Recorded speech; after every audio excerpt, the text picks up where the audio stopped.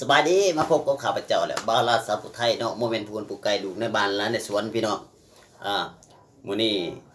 ข้าพเจ้าก็เลยปล่อยโปรแกรมเพลงไปเนาะไว้จะออกไปเนาะคันว่าบ่คักบ่แน่ไว้จะก็ขอโทษขออภัยเพราะว่าเครื่องมือของบาลาสาวผู้ไทยก็ยังบ่เพียงพอไว้ซั่นเนาะก็ได้แต่ลิซิกไว้ซะแต่เสียงเพลงก็ยังขาดๆเคินๆอยู่คันว่าผิดพลาดเนาะก็ขอโทษขออภัยนำหลายๆคันว่าถูกมุกถูกใจก็กดไลค์กดแชร์เนาะให้บ่าวลาวสาวผู้ไทยพี่น้องว่าแต่ซะบ่แม่นผู้คนผู้ไกลพี่น้องดูในบ้านร้านในสวนเพราะว่ามื้อนี้คือบ่าวลาวสาวผู้ไทยก็ได้เฮ็ดโปรแกรมเพลงไว้แต่ซะ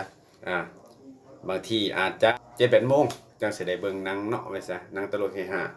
บ่าวลาวสาวผู้ไทยไว้ซะที่ผู้ฟังผู้เบิ่งที่ติดตามบ่าวลาวสาวผู้ไทยเนาะก็ขอขอบคุณขอบใจหลายๆ